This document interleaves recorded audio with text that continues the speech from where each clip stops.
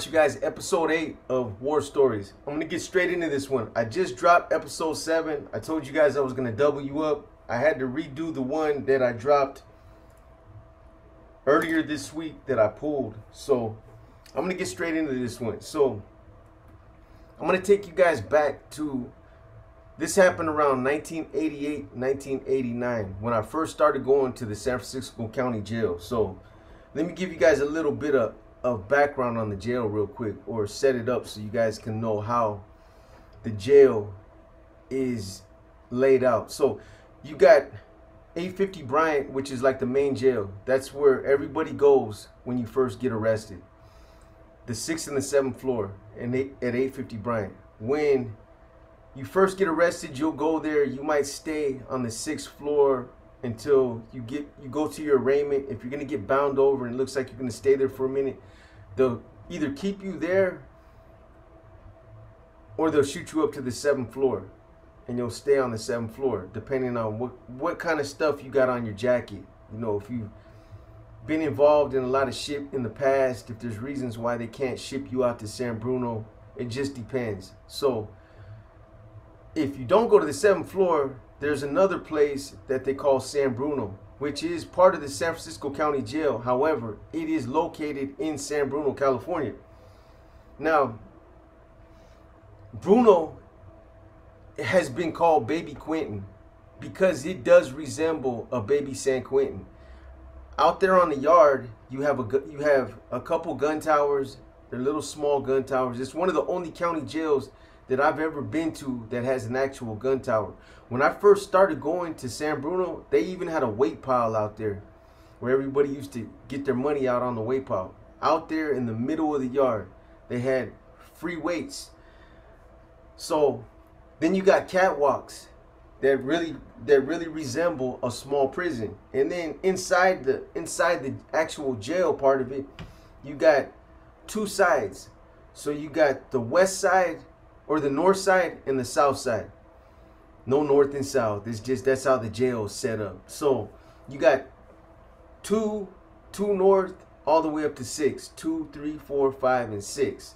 And then across the hall, you got 2 south all the way up to 6. 2, 3, 4, 5, 6.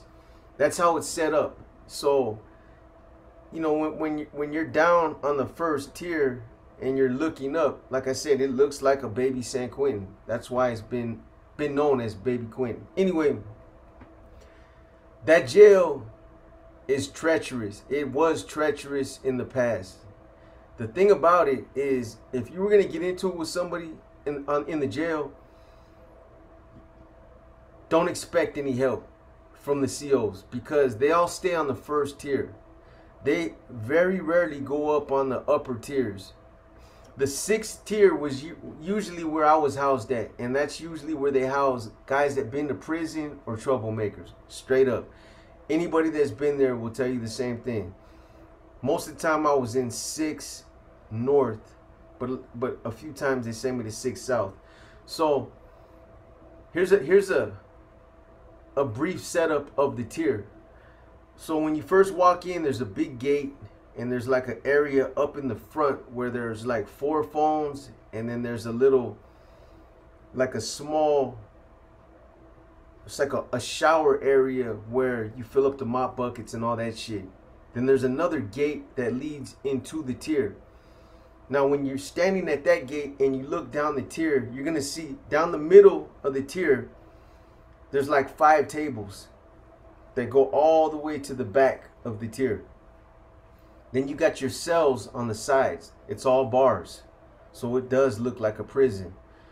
They're 2-man cells. I believe there might be a couple that are 1-man cells, and they usually use those for like the guys that are the trustees and shit. But that's how it's set up. Now, like I said, and then they got elevators, and they used to actually give elevator rides in San Bruno. Swear, man, I'm not even bullshitting. The COs or the sheriffs back in the 80s and into the early 90s, if you talk shit or you caught an assault or you did something that they didn't like, they take your ass on the elevator, take you in the elevator, stomp you the fuck out, stop the elevator somewhere, when they were done stomping you out, they started up, and then you get off the elevator. That's what they used to do. And again, man, I can't emphasize enough. I can't emphasize this enough. They do not stay up on the tiers. So if you're getting packed out up on the tiers, or there's like a melee or something up there, it's gonna play out until the end. Because unless they hear something, they're not gonna come up on the tier unless they're gonna count. That's the crazy thing about San Bruno County Jail. There's been a lot of, when I was there throughout the years, there were all kind of fades, one-on-ones in the back, Friday night fights. We used to do it all, man, and it was fun up on those tiers. If you had an issue with somebody, you take it to the back, and you guys will have an opportunity to fucking box that shit out, or you're gonna piss on yourself and get rolled off that tier. So that's how San Bruno was set up, man. And I used to get into it with the Africanos. I never got into it with nobody else but the Africanos. Shout out to my Africano brothers, man. It wasn't the older Africanos I used to get into it with. Most of the time, it'd be the youngsters that were uneducated, that hadn't been to prison, that were loud, disrespectful, always fighting and arguing over the phone or the TV, man. That's what it was always about. I mean, homeboys used to get into it over the TV about who was watching what channel. And then the phones. The phones used to always become an issue, man. You know, cats would get the idea because it was, there was mass majority or whatever that, they were going to have a run of the tier, and that, the few of us that were there, we were just going to accept being treated like that. And it wasn't going to happen, man. It don't matter if it's 3 or 4 Northerners and there's 50 people on the tier that are trying to dictate. We're going to still get them up, man. Win, lose, or draw. We get stomped out, packed out. It don't matter. I would never live on a tier and allow myself to be dictated, or not to, not be allowed to use the phone or some of the other privileges that the jail provides. Another set of inmates they're just not gonna do it, man. I wouldn't go for it, and a lot of my homies wouldn't go for it, which I know they wouldn't go for it as well. But again, a lot of the older Africanos, man, I used to know them, have good rapport with them. We had solid relationships, man. But occasionally you get a bunch of youngsters that would get together, and they'd have that mentality, man, that it was mass majority. We're running the tier. This is our house. Whoop, whoop, whoop, you know what I mean? And nah, man, it's not gonna happen like that. Anyway, this situation I'm about to tell you happened over the phone. So up in the front, there's 4 phones, if I remember right. I want to say either 4 or 5. And the way that the phones used to work is because there were so many of us on the tier. So that's the other thing I forgot to tell you guys. So the tiers, they're long ass tiers, man. When you're standing up in the front of the tier, it's literally a long hallway. There's probably like 50 cells on one side, 50 cells on the other, and a lot of them are 2-man cells. So do the math. That's how many people are on that tier, and you got 4 phones. That's why there's so much static over the phones. Everybody wants to use the phone, but there ain't enough fucking time. And when you can't use the phone, you're already pissed off. A lot of people are trying to bail out. A lot of people are trying to get info to their people. A lot of people are just trying to make sure that their girl don't fall off the team. So, that's why the phones always cause so much conflict. The TV, I never really tripped on the TV. I used to tell the homies all the time, man, fuck that TV, man. You sit there and watch that TV, it's going to get you in some shit, and it's just not, it's not that I wasn't willing to stand up for myself. I just didn't want to get involved in it. I ain't going to sit around and watch TV all fucking day anyway. I used to sit there and slap pinochle with cats all day. So TV wasn't really my thing anyway. Although there's one situation that I can remember where, because there were homies that used to like to watch TV, we got into it over the TV as well. But this situation right here happened over the phones. So the way it was set up was you had a individual that was delegated the schedule, because with that many people, some people are trying to use it in the morning, some people are trying to use it at night. So you had to rotate the schedule to give everybody a fair shake at getting either a morning shot or a primetime shot in the night, in the evening. So that's how it worked, man. But even then, it was still an issue. It was still an issue. There was just too many people with 4 phones. And that was the administration, the jail's fault for not putting more phones up there. It caused a lot of those conflicts. So one day I went up to use the phone, and there was, I used to, just from being on the tier in those type of jail environments or even prison, one of the things that you're gonna do by habit is you're gonna take note of certain individuals, the cats that are the troublemakers, dudes that got the big mouths, the dudes that are more susceptible to getting into conflict. You're gonna do that. That's just part of the jail environment, jail and prison environment. You make a mental note of these individuals. Me, myself, I'd make a mental note of it, and I'd try to stay away from those individuals because,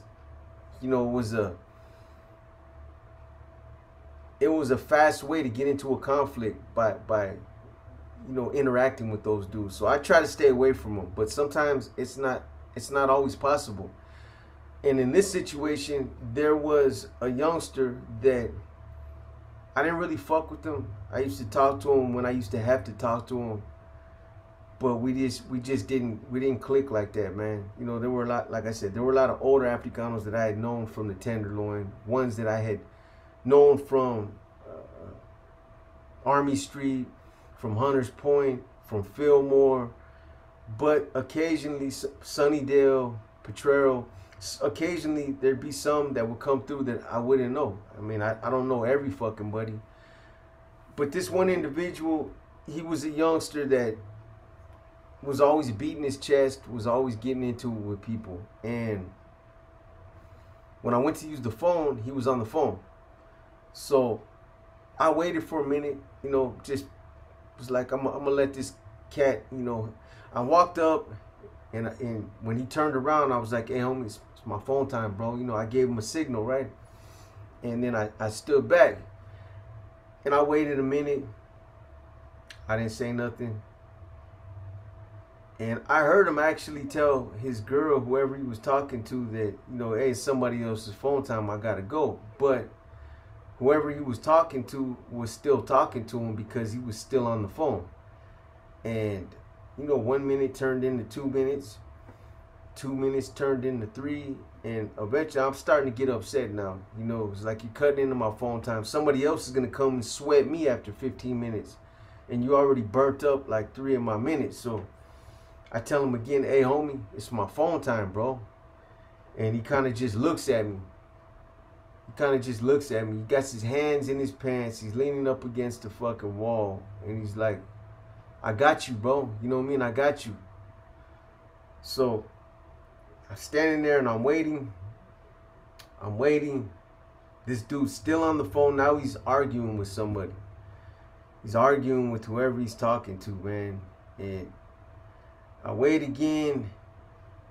And it's already been like 4 of my minutes already been burnt up. Now I'm starting to get pissed, man. So again, I wait till he stops talking, stops yelling at whoever he's yelling at, and I tell him, hey homie, bro, I'm not gonna tell you again. It's my phone time, bro. Get off the phone, man. And he drops the phone. He's like, what the fuck you say? What the fuck you say? Drop the phone. He's like, I'm gonna drop shit. He's like, don't come at me like that, homie. He's like, I don't know who the fuck you think you talking to. And I'm like, bro, I don't know who the fuck you think you talking to. I'm like, you know what? Hold that thought, man. So he was like, he got back on the phone, and I went back and I told the homie, hey, bro, I'm about to get into it with this Africano right now. Motherfucker's on my phone time. He don't want to give up the phone. So who was it? It was the homeboy. It was the homeboy Woody. Woody was there, and I want to say a lot of you that have tapped into the channel, you guys know Playboy Mabutis and his brother Tony Crime. They were both there. And I went back and I told those brothers, and I think Poochie was there too, another homeboy that was from LTM. I grew up with all these dudes. Anyway, I went over and I told Tone, I'm like, hey bro, I'm about to get into it with this Africano. I'm gonna dust him off right now. He's on my phone time, and old fool got in my face with some of that rah-rah bullshit. He tried to flex up on me. And he's like, which one? And I told him, and he's like, oh yeah, you know. So he's like, well, fuck it, man. He's like, handle your business, bro. He's like, you know what's up. So I already knew the homies had my back.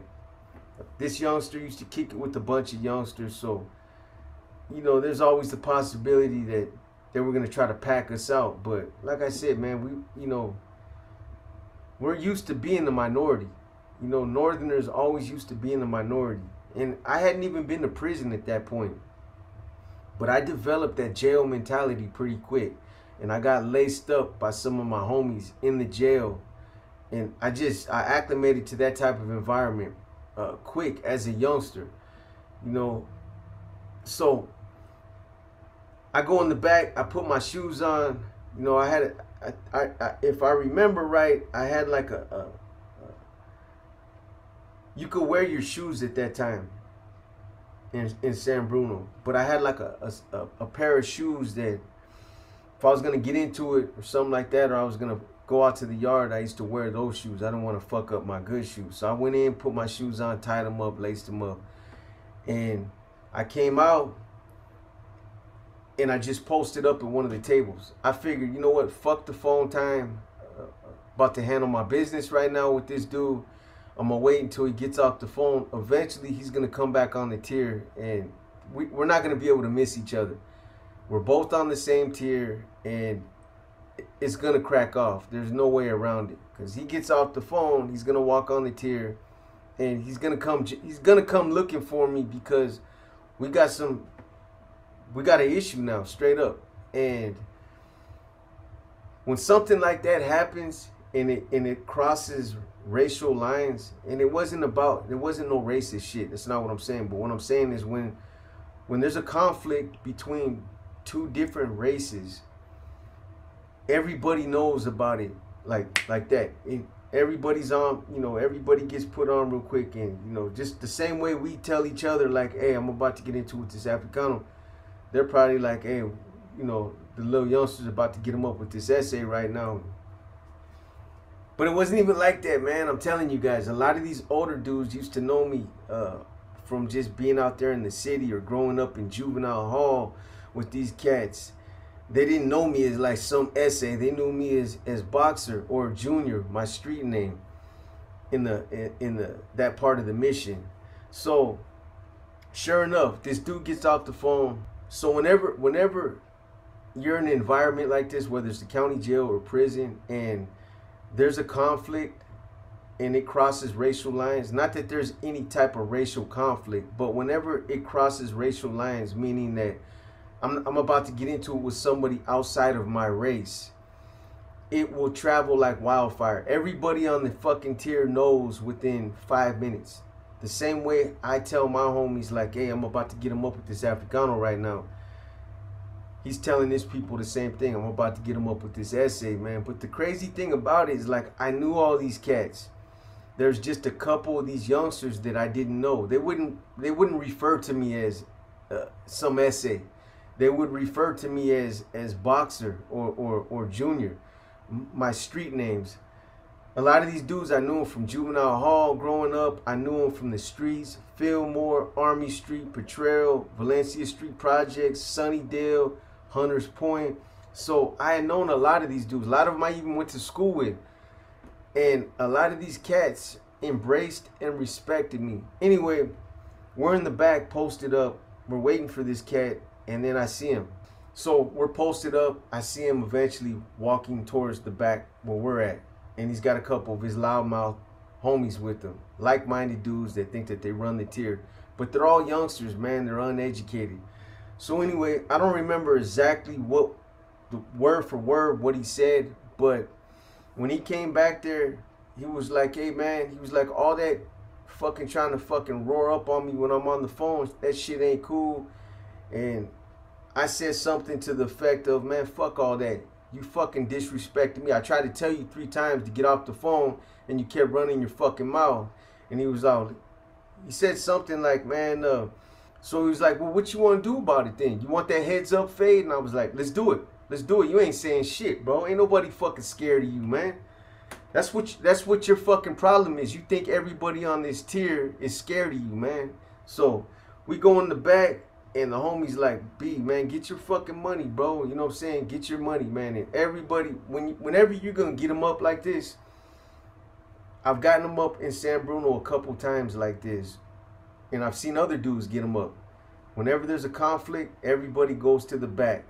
And it's a big open area back there, man. There's nothing but fucking just open tier.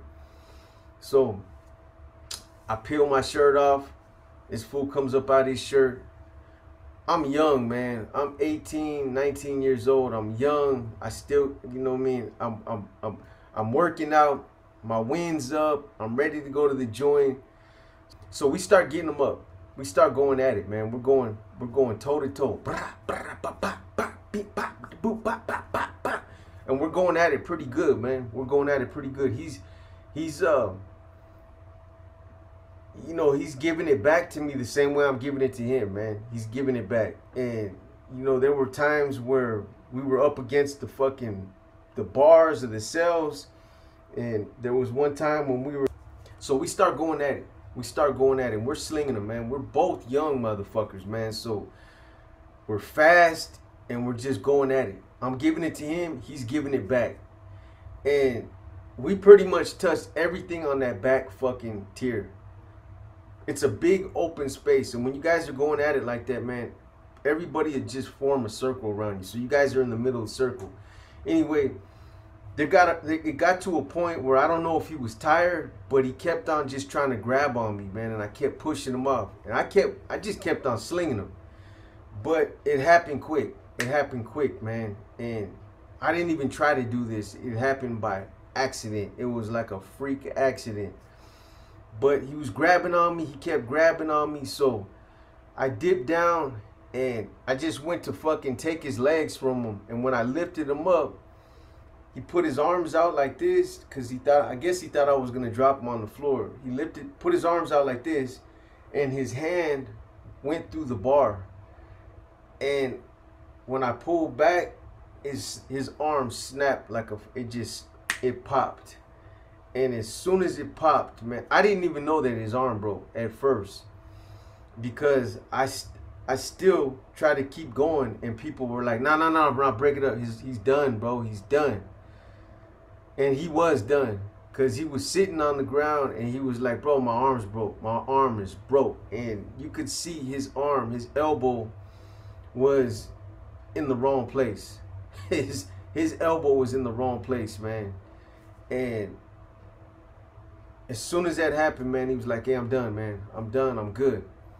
And that was it. I let him up, and his homies picked him up, and they walked him up to the front, and they took him down to the infirmary, and they took him back to 850 Bryant, because he had to go to medical ward, I guess. I don't know. He couldn't be on the tier with a broken arm, or he couldn't wear a cap. I don't know why they took him, but they ended up taking him. And honestly, I'm gonna say this, man, and closing this up, honestly, that right there kind of solidified the relationship between us and the Africanos on the tier. There wasn't no more drama after that, man. The Africanos that were up there, we got our phone time. There was no issues over the phone. His little partners, the ones that were beating their chests and were on the same shit he was, stop acting like that. At least not with us, they weren't. So, you know, sometimes situations like that, that's what happens, man. It'll clear up a lot of the drama, and it did. But that was another quick one, man. So with that said, I'm gonna go ahead and cut it, man. This episode 8 of War Stories. I hope you guys liked it, and I'm out.